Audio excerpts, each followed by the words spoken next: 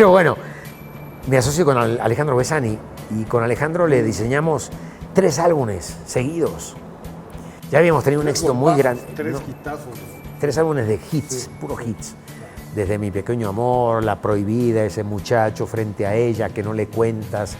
En fin, canciones que inclusive hasta Jenny Rivera tuve el gusto de que me grabara, Que no le cuentas. Y estaba a punto de grabarme varias de las nuevas, de estas obras que ella no conocía cuando se sucedió lo que sucedió con ella. Qué pena, pero bueno.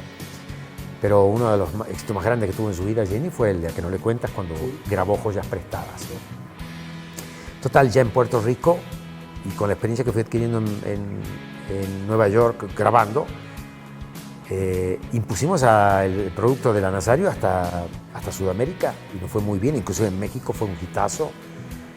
Y de pronto me dice Paquito Cordero, que era un poco el entrepreneur de ahí de Puerto Rico, me dice: necesitamos presentar algo en el Festival OTI Internacional.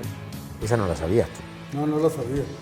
Y con el NITA en el año 79 nos dan el segundo lugar y para mí fue un robo, merecíamos el primer lugar como autores. Que siempre pasó en el OTI, ¿no? Como que siempre el segundo o tercero, no sé qué, pero había un ganador paralelo al que Fíjate que México, por ser el país más poderoso en materia de mercado, el mercado más poderoso de Hispanoamérica, siempre imponía más bien el éxito del intérprete que de la canción. Y en realidad la OTI fue un festival de canciones.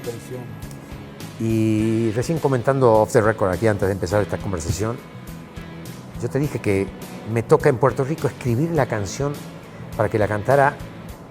Me dieron varias opciones, yo dije, este va, Rafael José, un moreno, una voz muy potente, muy poderosa, y escribí una canción que se llama Contigo Mujer, que la presentamos en el Festival OTI, que en ese año le correspondía a Argentina como sede.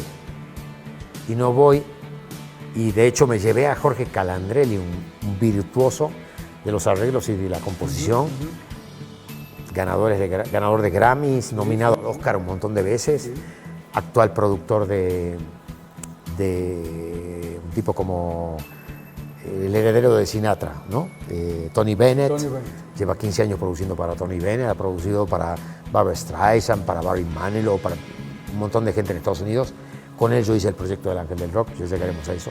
Y él viaja conmigo para dirigir la orquesta. Y fue un chiste porque llegamos al Teatro San Martín en Buenos Aires y nosotros ya éramos migrantes que vivíamos fuera. Y llegamos representando a Puerto Rico, 2 argentinos. Fue muy chistoso. Y todos los músicos de Buenos Aires, oye, ¿cómo vas a representar? ¿Por qué no escribiste la canción de Argentina? Pues nadie me invitó a escribirla. Entonces, y ganamos el Festival OTI en Argentina. Bien. Fíjate nada. Eso lo guardé como un recuerdo, porque eso es como una medallita más, pero la guardas ahí en... Para la egoteca, sí, ¿no? Sí, exactamente. En realidad no han habido, por desgracia, y con la proyección que tenía, ninguna canción de OTI que llegara a ser un éxito mundial y debiera de... Igual, cuéntame algún éxito de Viña del Mar que sea un éxito internacional. No, ninguno. Pero sí te puedo decir una docena de éxitos de San Remo. Esos son festivales bien armados. Sí, pero bueno, sí. me di el gusto y gané el OTI. Y para mí el mundo, el mágico, era el disco. Los éxitos que uno provee a través de eso que se llama un fonograma. Y yo había dejado de cantar. Una vez que me mudé a Puerto Rico, manejábamos con Ednita, que era un poco mi estrella favorita, digamos. Manejábamos un programa juntos, todos los miércoles a las 9 de la noche. Y nos iba muy bien, pero el bichito de volver a cantar y yo acompañándola a ella en giras, a donde veía que cantaba canciones mías y le iba muy bien, les había colocado hasta Argentina y Chile, dijo, ¿qué estoy haciendo? No tengo que volver a cantar, tengo que volver a lo mío. Y decidí volver, pero elegí como punto de lanzamiento a México. 6 años dejaste de cantar. Dejé de cantar 6 años, sí. Y en el año 84 me acerco a un mago de la discografía, como no ha habido pocos, y no muy pocos nombres memorables, ¿no? Así como mucha gente se acuerda del Tony Motola porque fue el presidente mundial de la Sony, pero eran cargos más ejecutivos que artísticos. Nacho Morales de México estaba por encima de cualquiera de sus grandes nombres internacionales. Y yo era como amigo de la empresa de Melody. Entonces le digo, Nacho, estoy grabando. Por fin, decidiste volver a cantar. Estoy grabando en Nueva York un álbum de rock en español. Y me mira y me dice, no va a salir en México. ¿Por qué no? Pues está prohibido. ¿Cómo que está prohibido? Sí, dice, han amenazado a todas las empresas de radio, cadenas muy grandes de aquí, de que no querían que entrara material como el que sonaba en Argentina. Había como un estigma, porque el movimiento argentino musical fue posiblemente la bandera más dura, fuerte, de rebelión y de protesta social frente a un sistema totalitario como el de los militares. Entonces, pues, lo que estoy produciendo no tiene nada que ver con lo que canta. En aquel tiempo estaba Sui Generis, que era Charlie con Lito Mestre. Estaba, bueno, la Joven Guardia ya había pasado, pero estaba Box Day, Los Enanitos ya sonaban muy duro, ya sonaban. Ellos son precursores largos. Hit, claro. Los Fabulosos, pero había mucha canción de protesta. Entonces digo, yo no voy a entrar en ese plano, lo mío va a ser más bien motivacional, inspiracional. Voy a tocar el tema del amor, voy a tratar de tocarlo con una temática muy personal, pero voy a tocar también cosas que enaltezcan el espíritu del hombre. Y ahí es donde abundé en varias canciones en el primer álbum que sacamos, y que Nacho aceptó el desafío, me dice, quiero oír lo que estás haciendo. Se vino a Nueva York conmigo, de hecho me faltaban 4 canciones por terminar, entre ellas la más emblemática de todas, El Ángel del Rock. El Ángel del Rock, claro. Que todo mundo hasta la fecha identifica a Laureano Brizuela como el Ángel del Rock. Que ese fue el que le dio el título. Claro, sí. Porque me puse a analizar quiénes hacen.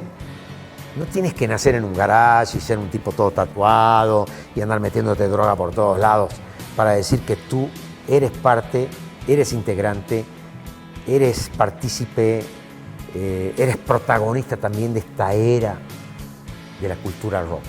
Claro. Que venía fusionada. Y no tiene que ser agresiva. Que venía fusionada con la cultura pop. Claro, sí. Definitivamente siempre creí en la fusión. Los rockeros a ultranza que de una manera muy radical decían, esto es rock y esto no es rock. El rock se empezó a comer todas las culturas.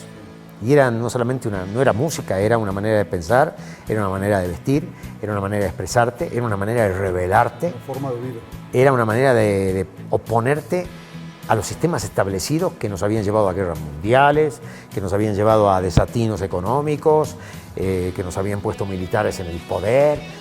Entonces, la música era una manera de acercamiento social y al mismo tiempo de expresión intelectual. Pero cuando yo le muestro canciones como Fuerte, mi rebeldía es tan fuerte, es como un soplo caliente, siempre apretando los dientes y no hay control, y lucho por mi propia suerte, por mis principios de vida, soy como soy, era como una especie de identificación. Este es mi ID.